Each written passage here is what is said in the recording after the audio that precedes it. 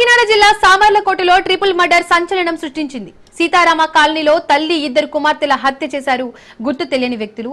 తలపై కొట్టి ముగ్గురిని చంపేసినట్టు తెలుస్తోంది. కాగా మృతులను మూలపతి మాధురి, పుష్పకుమారి, జెస్సీలోనాగా గుర్తించారు. ఈ ఘటనపై పోలీసులు కేసు నమోదు చేసుకుని దర్యాప్తు చేపట్టారు.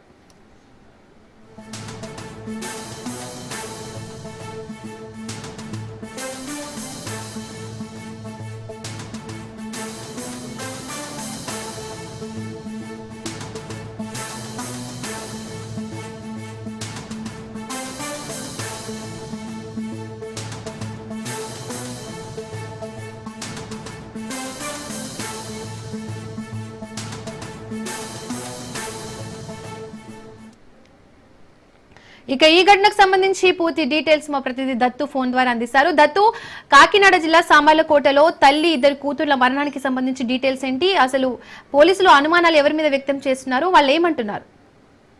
దీపిగా, కాకినాడ జిల్లా పెద్దాపురంలో దారుణమైన సంఘటన చోటు చేసుకుంది.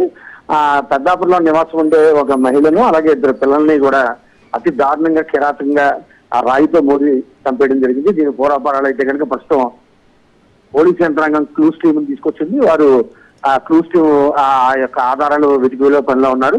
అయితే చుట్టుపక్కల ప్రాంతాల వాసులు చెప్తున్న వివరాల ప్రకారం చూసుకుంటే కనుక నిన్న రాత్రి ఆ భార్యాభర్తలు వీరందరూ కూడా అన్యోన్యంగా ఉండేవారు.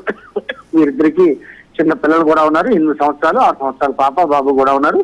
ఈ నేపథ్యంలో నేను రాత్రి ఇతను రమణ అనే వ్యక్తి రోడ్ రోలర్ డ్రైవర్ కింద పనిచేస్తుంటాడు. నేను రాత్రి వెళ్ళేటప్పుడు కూడా ఇంట్లో చక్కగా భార్యను పలకరించి వెళ్ళాడు. అయితే ఉదయం డ్యూటీ చేసి వచ్చిన తర్వాత తలుపు తీయగానే చూస్తే ఈ ముగ్గురు శవాలు ఈ ఇంట్లో గదిలో వికట జీవులుగా మారి ఉన్నారు. ఈ నేపథ్యంలో పోలీసులు సమాధానం అందించారు.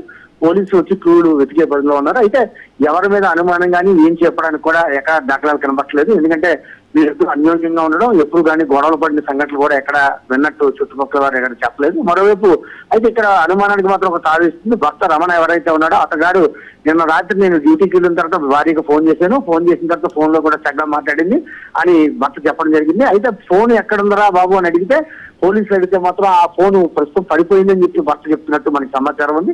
అట్ ద సేమ్ టైం ఇంటికి వద్ద ఉన్న భార్య గదిలో ఆ ఇంట్లో పరిశీలించగా భార్య ఫోన్ కూడా మిస్ అయింది. ఈ 2 ఫోన్లు మిస్ అయ్యాయి. ఈ నేపథ్యంలో రమణని పోలీస్ యంత్రాంగం తీసుకెళ్ళింది.